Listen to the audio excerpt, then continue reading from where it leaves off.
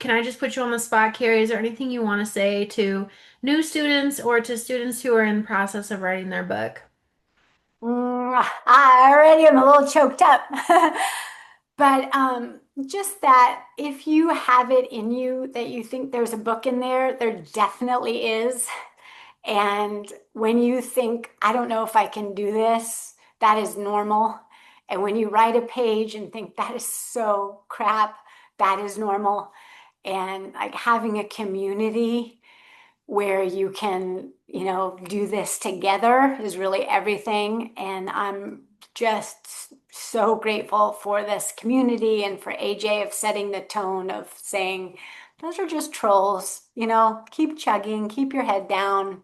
Just, it's not, none of it is the biggest deal. Just keep one word at a time. And Laura is encouragement and putting the spreadsheet where we would put our words every day. And all of it. So wherever you are in the process, that it works.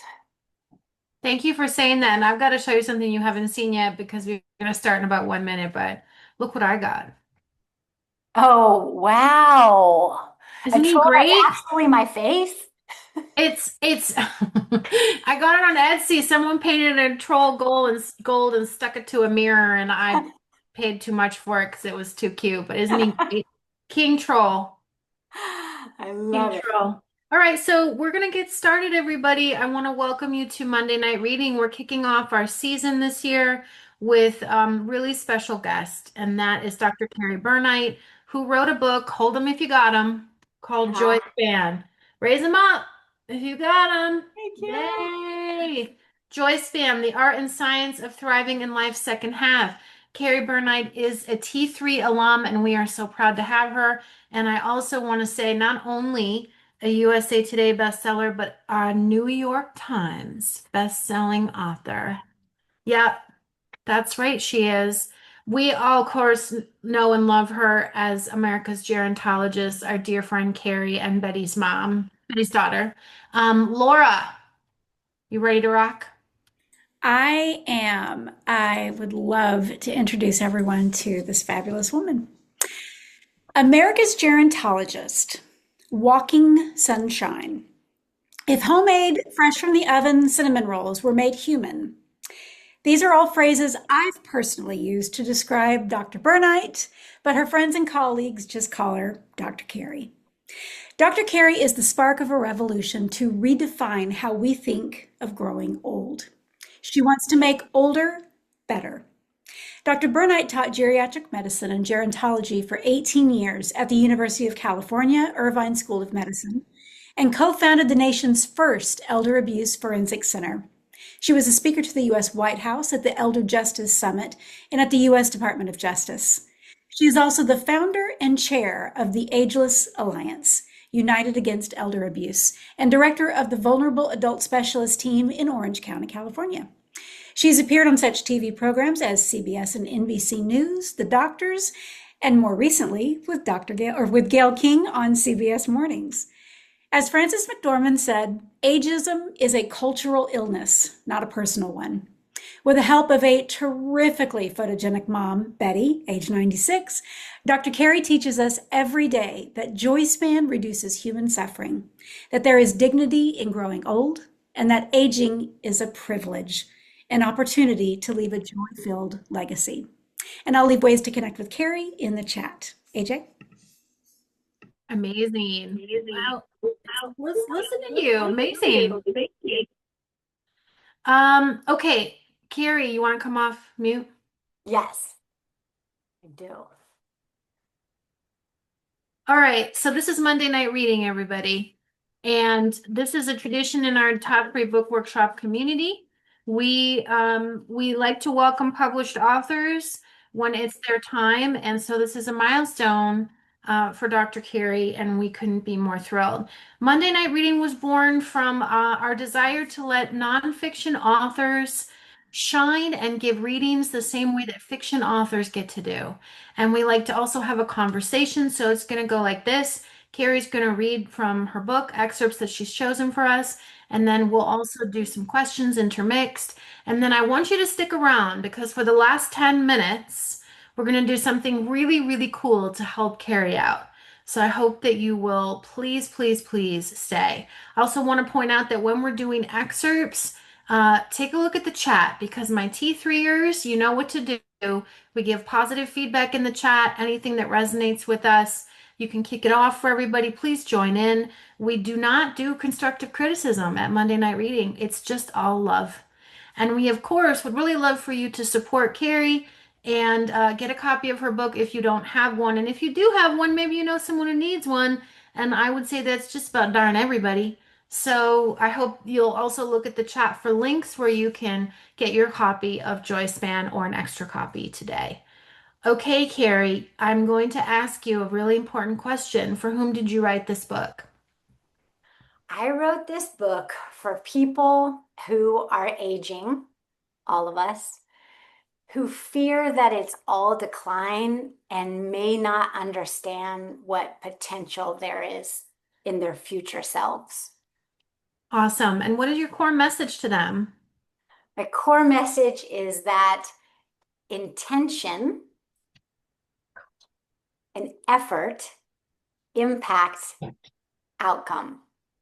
Nice. Okay. And what is your promise of this wonderful book? I promise that by the end of this book, you will feel far less afraid and far more ready to age. That's a big, bold promise. I love that. Okay, so what are you going to read for us? Okay, so I'm going to start right out in the beginning because I'm like that. Every time I try to skip ahead, I thought, no. Okay. People ask all the time. Is that volume good? Okay. People ask all the time, what's Betty's secret? Betty's my 96-year-old mother. She lives on her own. She's as sharp as ever. She belly laughs with friends. She never forgets a birthday or a condolence card. Family, neighbors, even strangers can't get enough of her. But here's the thing, Betty's never been particularly athletic, enjoys dessert, sips the occasional cocktail, and is the first to admit she didn't always have the best attitude when she was younger. So how is she thriving in her later years? Spoiler alert, it's not her genes and it's not just luck. Her secret isn't perfect health or a life free from hardship. In fact, it's not a secret at all. It's science. As a gerontologist, I've spent decades researching the factors that enable people to thrive in the second half of life. In this book, I share the proven strategies that have helped Betty maximize well-being and longevity, and that will help you do the same. When we talk about longevity, we often focus on lifespan, how long we live, or health span, how many years we live in good health. But what's the point of a long, healthy life if we're not enjoying it? And that's where Joyspan comes in.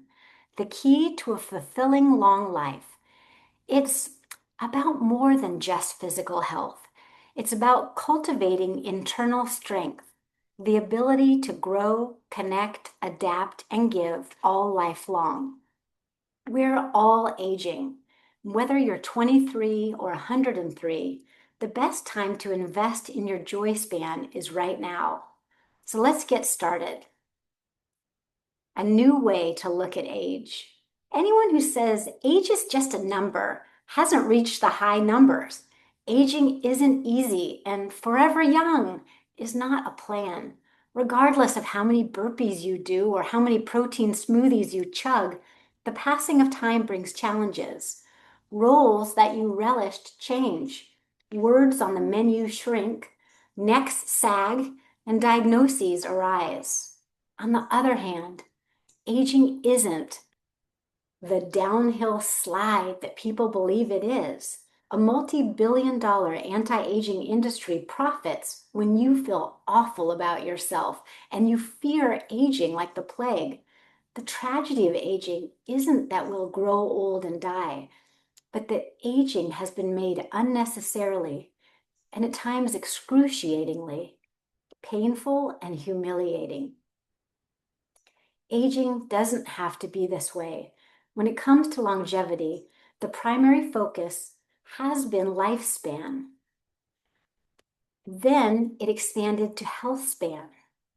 But here's a catch. A long life, even a long life in good health, doesn't mean much if you don't like your life. We've added a couple of decades, essentially an entire generation, onto our lives, and we haven't figured out how to handle it. What we've been missing is a practical vocabulary and an approach to maximize these long lives. We need a science-based how-to for creating lives characterized by inner well-being. It's not enough to have a long lifespan and health span. We want a long joy span.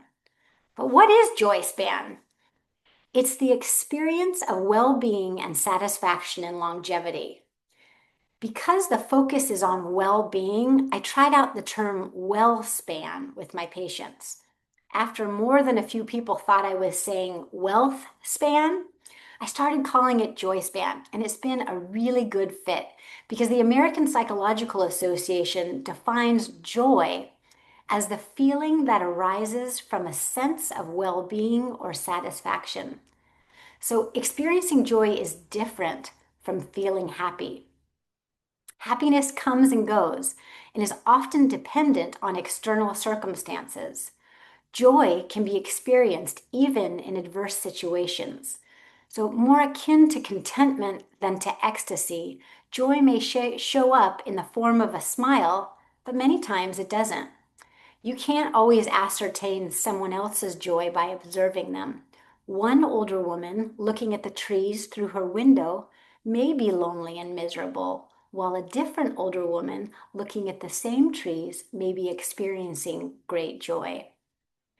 My mom Betty is enjoying a long lifespan, and she practices what I preach, this research-based, proven approach to maximizing well-being.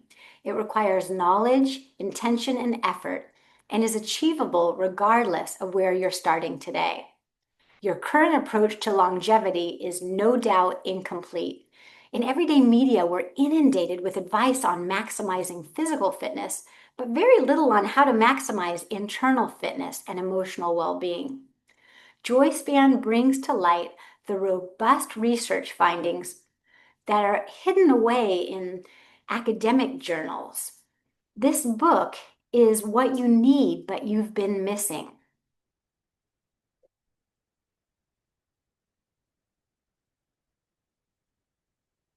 I taught geriatric medicine and gerontology for 19 years at UCI. I had this front row seat to observe people and families navigate old age. What struck me was the radical difference in how they experienced it. For some people, it was frustrating, degrading, painful trajectory of ever-increasing decline. For others, there was visible delight, spirituality, and joy in accompanying their 8th, ninth, and 10th decades. The vast majority of my career had been focused upon the former group, those suffering in old age, and what I saw burned my eyes. Blue-eyed Mrs. C, who endured searing physical pain and profound loneliness. Proud Mr. R, who had to choose between medication and a meal. Miss T, who cared lovingly for her brother with Down syndrome until she developed Alzheimer's disease, and the two were found in conditions that haunt me to this day. Laura Mosqueda, my mentor and friend and gifted geriatrician, and I had this privilege of creating the nation's first elder abuse forensic center. What we learned from thousands of cases of elder abuse and neglect is that no one is immune to finding themselves in dire situations in old age. We learned that loneliness kills and that isolation is a key risk factor. We came to understand that neglect and mistreatment don't just occur in dilapidated shacks, but also behind closed doors of beautiful homes. Suffering in old age is not a they problem, it's an us problem. We found that after the abuse, neglect, or financial exploitation occurs, it's the older adult who feels shame instead of the perpetrator, which is heartbreaking and infuriating. Other times, no one's at fault. It's just an awful no-win situation with suffering all around. Many days I had to drive home from work with my blouse doubling as a tissue. When we received a National Crime Victims Award from the US Attorney General, I thought I'd be proud, but I remember feeling awful. I had an image of myself sitting at the base of a skateboard ramp. I was doing my best to bandage up people when they hit the elder abuse pavement at the end of the ramp, but scars and suffering remained. I realized that the real goal was to get to the top of the skateboard ramp and provide people with the equipment they needed for the experiences of later life. The purpose of this book is to fortify you and those that you love for these unprecedented long lives. I want you to thrive during your entire life. Then the final thing, what I want you to gain from reading this is hope. A good and joyful second half of life is an inside job. Just as physical self is made up of cells, the inner self is made up of thoughts. According to the National Research Foundation, humans have 60,000 thoughts per day. Like cells, thoughts are often small and seemingly innocuous. Taken together, however, thoughts become the inner self. As we grow older, we can't hide behind a fresh face or body. The inner self takes center stage, and it can be glorious. I know because I've seen the radiance of Joyspan in thousands of older adults. I want that for you. Yay! Hey. You read from the intro, and I'm glad that you did. Are you going to do a little bit on the Matrix? Yeah, I thought I would, and I didn't know like if you needed like a break, like do we need to like take No, a we're going to talk. I just want to make sure so I ask the right questions because if you aren't, then I'm going to ask you a ton of questions about Yes, so I would love to go over the Joyspan matrix. And we can do it either in talking or in reading. Well, Either way. I would love to. Well, let's see. Maybe we'll do both. But Okay. I'm first of all, excellent reading, excellent writing. I'm just so incredibly proud of you. And I want to take it back just a minute to way before we knew you and what I know the answer to the first question, but what inspired you to become a gerontologist? Or who? I was a surprise, some not nice, say mistake, because my parents had teenagers and they were done having kids, so over it. And then my mom in her 40s got surprise pregnant with me, my mom and dad. And so my dad had gray hair when I was born. And so when people would say like bad things about older people, which if you listen for it happens every day, I took it personally. And, um, I would, but I didn't know that that was a job or anything. And so I went to UCLA. I didn't know what to do. And at that time, if you didn't know what to do, people go, oh, well, maybe you could consider law school, which makes me laugh so hard now because I would be such a bad attorney personally. But I took the LSAT and I thought, okay, maybe this is what you do when you don't know what to do. And a professor in this big class said, we're having a guest lecturer today. And the woman came from the University of Florida and she said she was a gerontologist. And I just remember thinking, what? That's a job, like gerontologist. So afterwards, I elbowed my way down and I said, how can one become that? And she said, the first school is our competitor school, USC. And so that day I got in my clunker and drove from UCLA to USC. And I went in there and I asked the lady, like, how do you, get your PhD in gerontology? And this woman, Liz Zielinski, and she knows because I've told her, she was a professor and she looked over and she said, oh, the PhD program is for academics. Like she just looked at me and said, that's not the program for you. That, and because I was young, I didn't say anything. I just like went to the car and then I started crying like, I want to do that. I want to be like that. And so then luckily and so then I applied and I didn't get in. And so then I started the first year in the master's program and then I applied again and I got in. And that professor who said, don't bother applying, I then ended up working for her. And so I always tell her that. I said, you in passing said, like, this is not for me, this is for academics. And she's like, well, I guess it's kind of just a litmus test to see who would stick it out. Fair, fair. Yeah. No. So tell me a little bit about how being a gerontologist has shaped the way you see the world. Um, when I first started, I saw older people as other. And then when you get into it, you go, oh my gosh, that is super wrong conceptualization. It is, it's like where you happen to catch people. So like today you're catching me at 56, but you could have caught me at 17, you could have caught me at 96. So there really isn't this dichotomy between older people are this and younger people are this.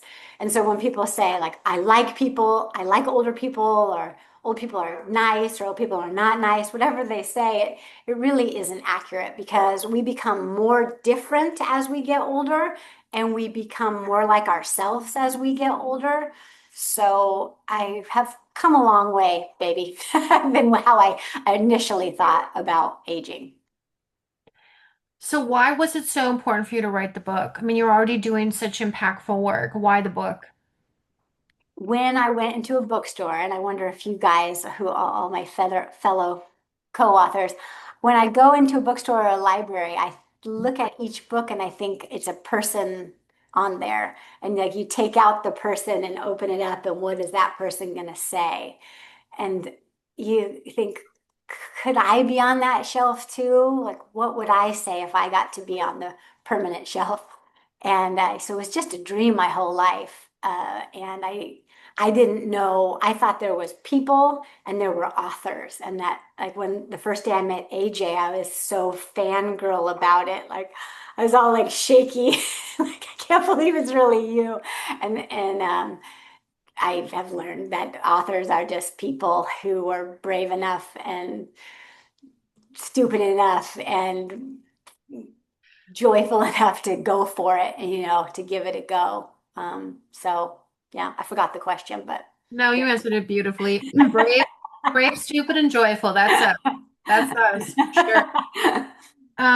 Okay, I want to hear about my next questions are about the Matrix. So I'm going to let you do an excerpt so that Yes. everyone has context. Yes? Okay. And while she's getting that, please remember one of the best ways you can support Dr. Kerry is by picking up a copy of the book at your preferred retailer.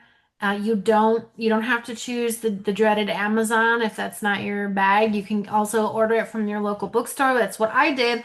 I ordered this book from Honest Dog Books in Bayfield, Wisconsin. And Laura's wearing their shirt right now. And I encourage you to do the same. It really helps authors to order from anywhere, but especially indie bookstores, where they can get a presence. And I also encourage you to just please request it from your local library, even if you have a copy. If you go to your library, you can usually do it online if you have a library card, and you can request Joyspan, and then they will probably just order it, especially because it's a New York Times bestseller. It's going to be a no-brainer for them. And it's just the kind of book that libraries love to order because every patron is going to want to read this. Go ahead. You ready to rock? And I've never done that on social media, and you just gave me the great idea, Oh, like say on social media, hello, I'm at a library right now. Do this exact thing at a library. I didn't think yeah. of And when you do it, make sure you tell them if they have a library card, they don't even have to go to the library. Although, why wouldn't you want to go? But if you yes. don't want to go to the library, you can just go to the library, the .org, and do it right there. Wow. Yeah, and I have learned about local bookstores, which is, it seems like, you tell me if this is true, that when somebody orders one, it triggers something that they order another one. Like, it seems like there's some kind of like replacement algorithm. Think of it like this. At the indie bookstore, there's a person ordering and they're going, "Oh, what's that book? Oh, that looks like a good one for the store." You know, they're making these type of decisions. And unlike say, Barnes and Noble that's going based on an algorithm, which is still valid, but it's a different way of looking at things. So indie bookstores for the win. Okay, that's so great. Okay, I would Okay, love to hear you read. the And Joyspan matrix, yes. So, okay.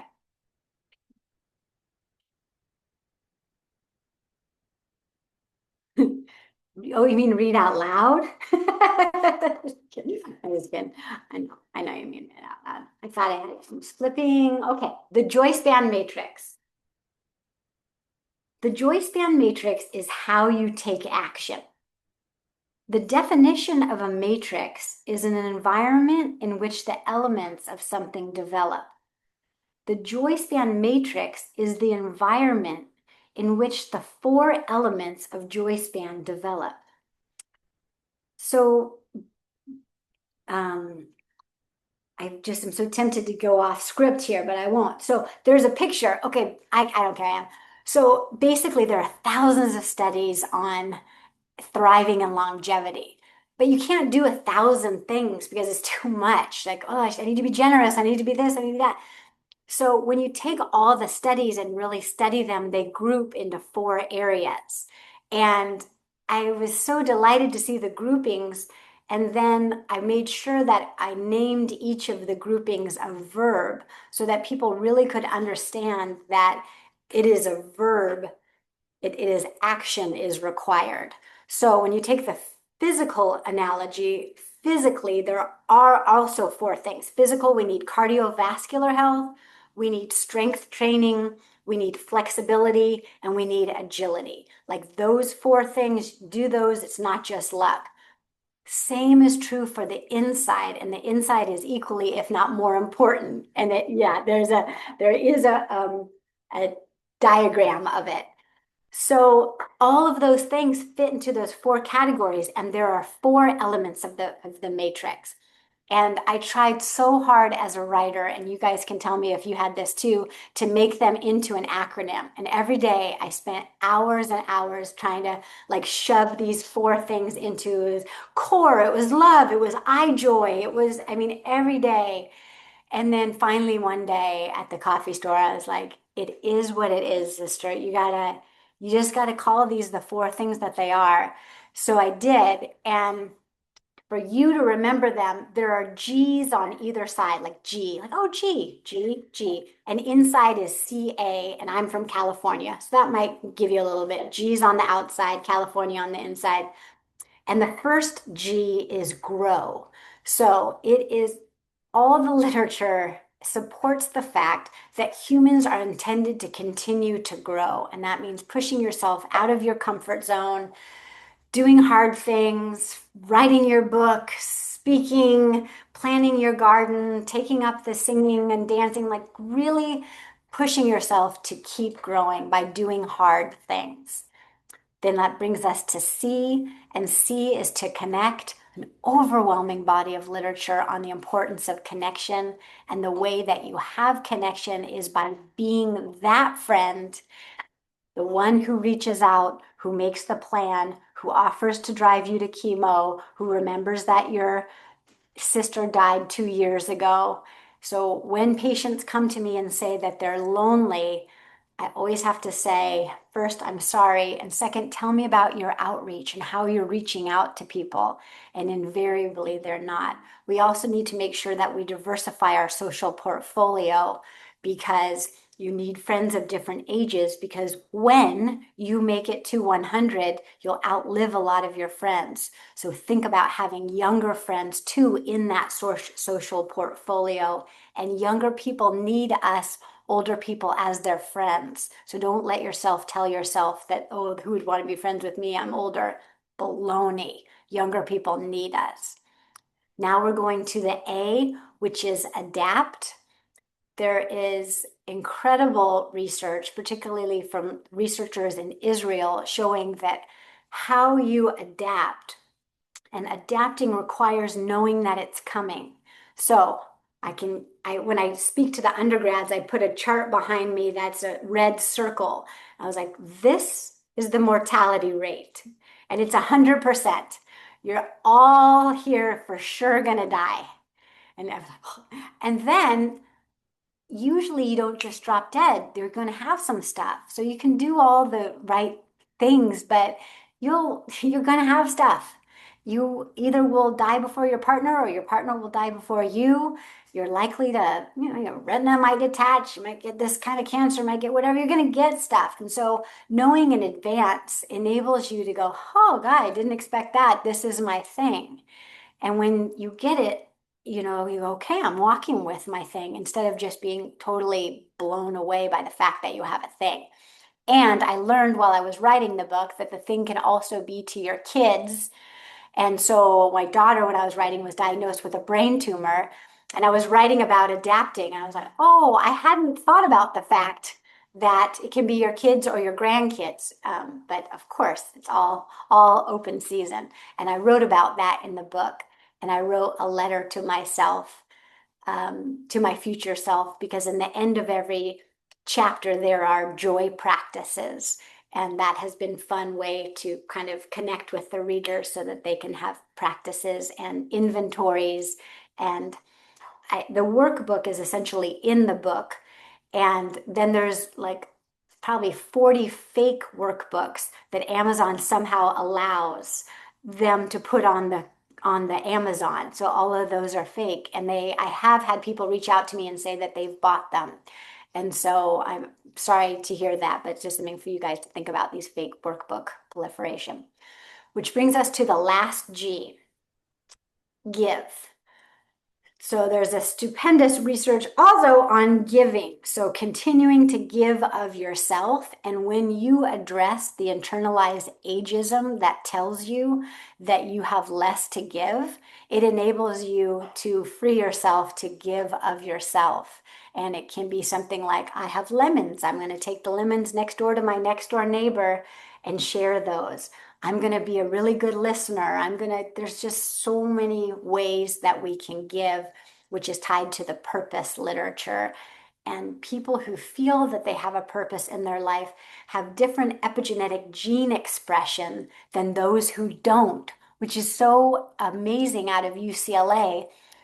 So, genes are like a piano key. And if you can have a gene for something, it's whether that piano key gets pressed. So what they found is that people who felt that they had a purpose had lower inflammation and different antiviral load when all variables were held constant. And the power of it was such that if this was a medication or a new technology, everyone would be talking about it. And yet it was something that's age old, which is purpose, which is also tied to giving. So I memorized all that. I just But I don't want to, you feel if you'd rather not read, it's cool, I but want to read. okay, but I don't know what you had planned, but I was kind of hoping that you were gonna read about your two grandmas. Okay, I But can. did you have something else you wanted to read? No, Okay. no. I have low discipline on things, so I Okay. did look at it, but I didn't like commit to for sure what I was doing. So I keep a lot of flexibility. So Let's hear about the two grandmas. Is that cool? so good. I have two grandmothers, Etta and Charlotte. Don't ever get old, Carrie, Gram Etta told me. She was only 64. Back in the day, I actually felt useful. Etta believed that growing older was all downhill, and she made her decisions based upon that belief. Etta stopped cultivating relationships with family and friends. Visits consisted of us sitting around staring at her while she talked about her unfair life, saying, I got a bad break losing Theodore and then becoming crippled with this damn arthritis. I could hardly wait until it was time to leave our visits. Etta could not accept the older version of herself. She had a lot to give, but she couldn't see it. For example, I longed to have her take an interest in me and to tell me about her younger self. Her stories were left untold, and memories were never created. Etta believed older would be awful, and she was right. Although she lived 81 years, her joy span was less than 60 years. My maternal grandmother, Charlotte, held a very different view of aging. Like Etta, Charlotte lived alone on a small fixed income after her husband's passing. She saw aging as the opportunity to do more living. Carrie, she said one day, you may join me on my walk tomorrow, but I leave right at 7 a.m. Be ready to go, or I'll go without you. I was ready. The walk took us to a hidden green belt covered with tiny grazing bunnies. She exposed me to the fresh quiet of morning, a world I usually slept through. Charlotte made it a point to get outside every day. She was equally committed to continued intellectual growth. She took notes when she watched the news. I like to know which leaders are from which countries and what they're doing, she explained. My mom saved these TV notes, the names Pierre Trudeau, Canada, and Isabel Perón, the first woman president of Argentina, scrawled in her curly penmanship. As Charlotte's longtime friends began to predecease her, she created a women's reading group to discuss books, share meals, and listen to music. Charlotte only had one child, my mother, Betty, yet she was rich with family. She often telephoned Betty, her three grandchildren, their spouses, and her 11 great grandchildren. When she could no longer walk unassisted, Charlotte adapted her daily workouts to her walker. In her late 80s, Charlotte grew frail, but she always saw her value. She always knew she had something to give. The focused attention and encouragement she gave me impacted the trajectory of my life. Charlotte believed being older would be just fine, and she was right.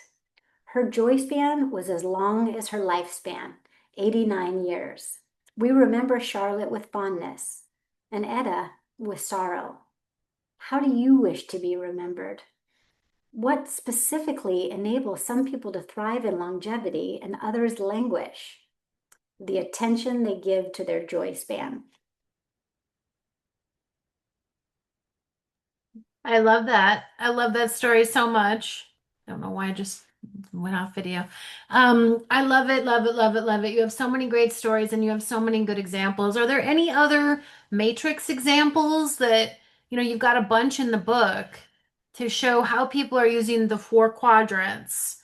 And honestly, I will say it got me thinking about, I was just talking to Laura about it earlier. I don't think I'm doing so well on connect and I need to do better. I think I kind of fell out of practice in COVID and never really got it back. Do you see that with some people that they kind of fell out of practice Every and single one of us falls out of practice on one of them all the time. So if you actually take time to think about it, and sometimes I'll even just on my notepad draw the matrix and then write, okay, what am I giving? And like for me, it's the giving that feels a little lower right now. But I think if we're honest, we always have one that we can kind of work on, which is the point. And so, like the fact that you recognize connect means that you're going to change and you're going to, when you text someone just to say, hey, I'm thinking about you, or look at this hilarious cat video that I'm sending you, then you go, oh, that was connect. Or, when you go, oh my gosh, I can't walk anymore because my knee is bugging me.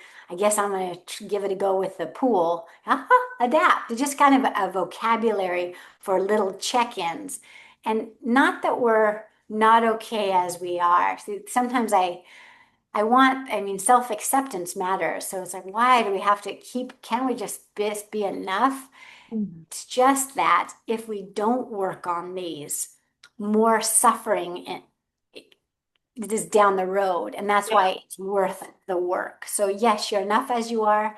And also, you have these little four things that you can always be working on that will bolster you up right now and will be good to keep you bolstered.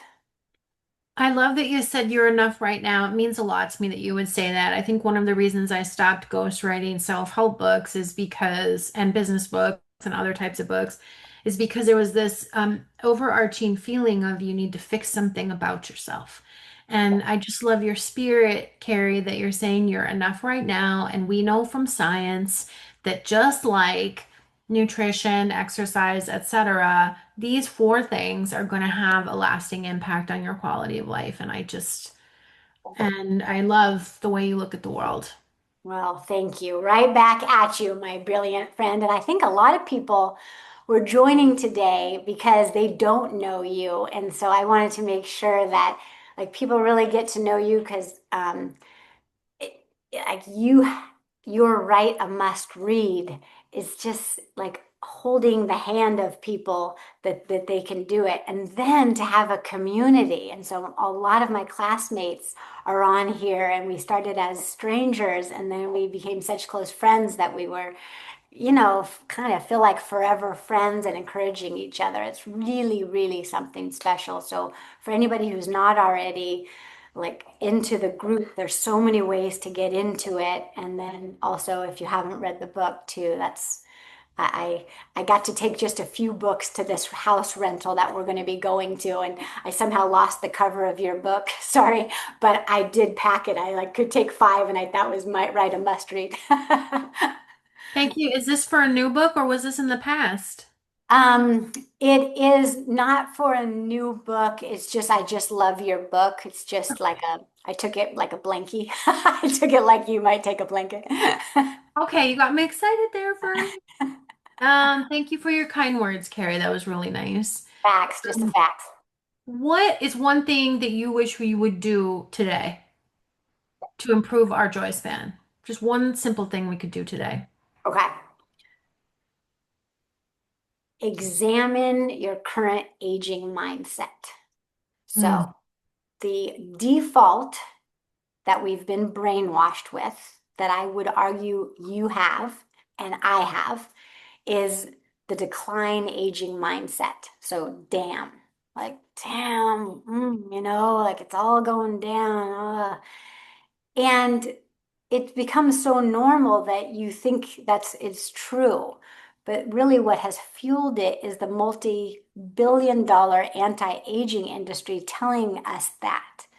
So, my one shift would be to step into the truth of what gets better as you get older, because it's the big things. You don't care as much what people think about you.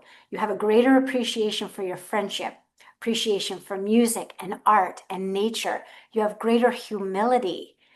Oh my gosh, that is exactly what the world needs is greater humility. So if we as older Americans, every day 10,000 more of us is turning 75, if we were to step into and own these strengths, I think that could be a solution for all the ridiculousness that is going on right now. But instead, we're trying to make ourselves smaller. And I think that's a huge shame. So beautifully said. So beautifully said. Do you have, I want to do this thing in about 8 minutes. I'm going to do this thing for you. So I don't, I have more questions for you. Would you rather just keep going with the questions or do you have more you want to read? My idea is you could just read the book if you want to find out more about aging, but it's such an opportunity to talk about books, and I think we're all interested in books. So one thing I would want to say about books is AJ and Laura's advice that pre-sales matter is true. And you can really, really up your deal by your pre-sales. And what that means is just as soon as you can, like start talking about it, tell everyone about it, say that you're an author, like plant your fat flag, be excited about it, sell them when you can, and be like selling it all the time because it really made a difference. Like, and yeah, I didn't really understand it, but I believed it because I heard them say it, and now I want to say it again. Like, go for it. Like, sell the heck out of it before it even exists. I'm so glad you did that. Yeah. And it was only on the bestseller list for 1 week. And it doesn't matter because then your whole life you can say best-selling author. I didn't know that. That's so great. You been paying attention to the USA Today list to see if you get back on it? No, We because should I do, don't, I know I would like do to. that because you can feel it picking up steam even beyond the New York Times bestseller, right? Yes, and book groups are using it, and I'm trying to reach out to skilled residential care facilities and nursing homes, and then podcasts. Oh my gosh, everyone in the world has a podcast, and if you just say yes to everyone, you don't know. Like I'll do it, and I think maybe two people listened to it, and then I did one, and like over 1 million people listened to it. So if you can, just be like, hey, I'm writing a book, I'll do your podcast. That kind of helps as well. I will have to ask you one of the questions I had pre-planned to ask you is what does Betty think of all the hullabaloo around Joyspan? Um, she is super funny. So I gave her the book, and it was kind of like a big emotional thing for me when it came in the mail. I'm like, okay, Mom, this is the actual book. You can have it. And she took it like this, and she goes, and she looked and she goes, huh. I go, oh, do you not like that picture? I thought it was really nice. She goes, no, it just seems like, seems like maybe it would have been the two of us.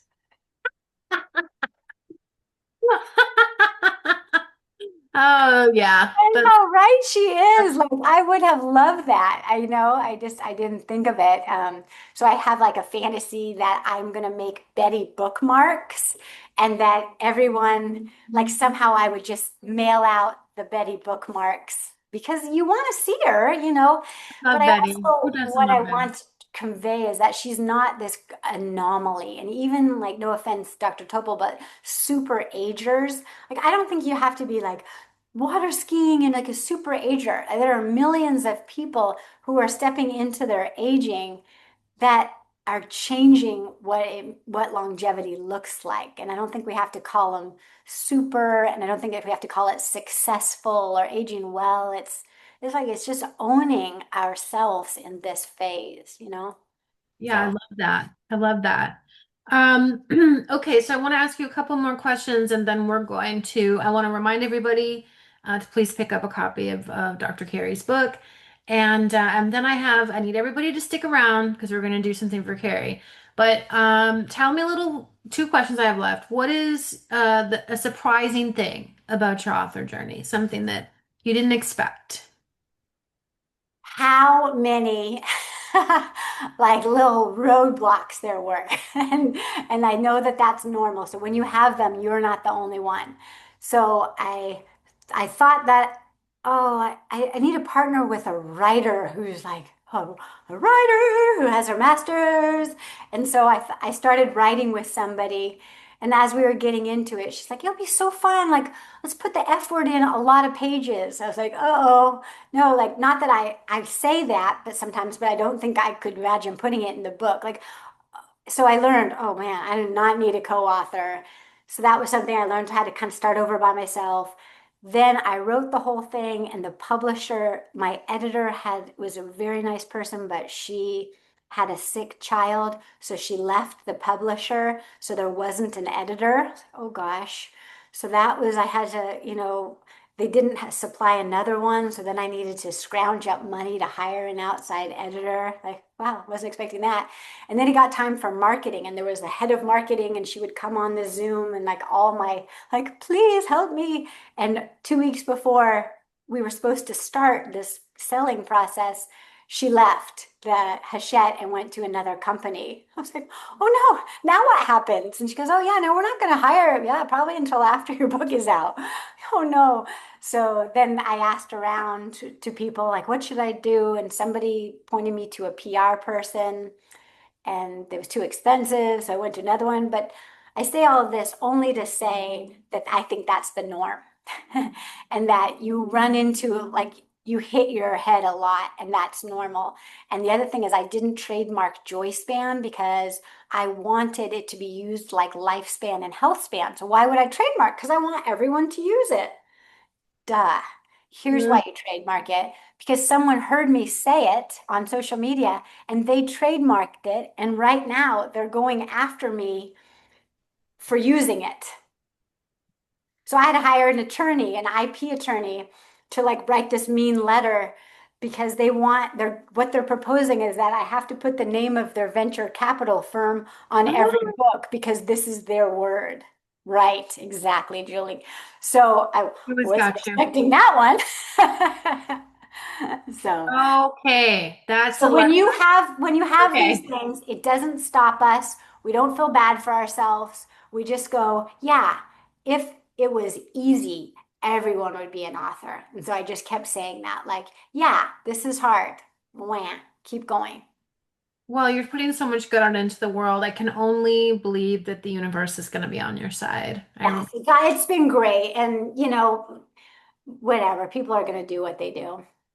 All right, my dear. The last question I always ask, and my favorite question, it is a question I ask at the start of workshop. What is the change you want to see in the world through your book? I want to see people celebrating the gift that is growing older. And I think they will, Carrie. They absolutely will. Can you believe you had your a Monday night reading? You made it. No, can you believe how sweaty I am? Right? Does this happen to you guys? Like every time, and it's not just menopause. I don't know. It's just talking, I think, gets you sweaty. Well, you did fantastic. Now you are welcome to stick around for this. So don't feel like you have to leave. But everybody, I'm gonna engage you in something for Dr. Carey right now. Right before I do that, I want to say that Margaret Andrews she's here in the room. She's up for Monday night reading on the 29th.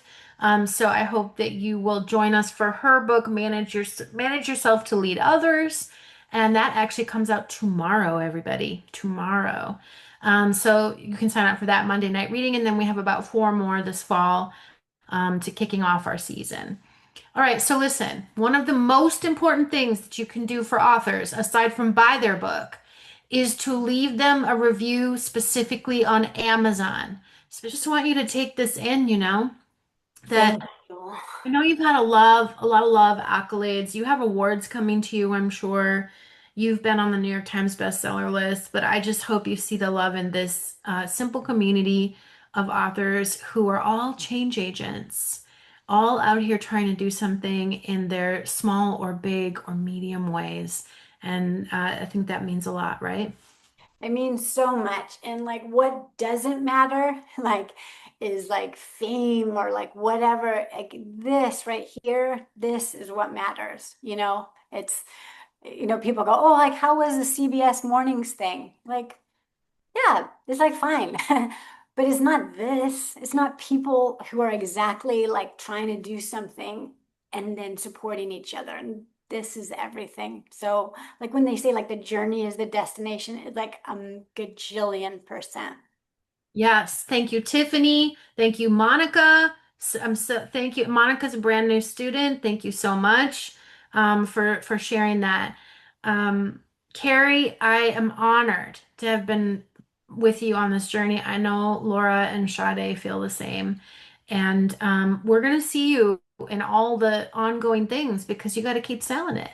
Ah, I absolutely will. That's what they said. The agent said, "Do you want to write another one?" I'm like, no, no, I don't. Not right now. Sell the heck No, out of this one. that was super hard. Yeah, but you're gonna sell the heck out of this one, Joyspan. Thank you, Natalie. I see you. Thank you, Joanna. Okay, we're gonna call it. I'm so grateful for you. Did a fantastic job. And thank you to everybody to show up to support Carrie. It's not a small thing to climb this mountain, y'all.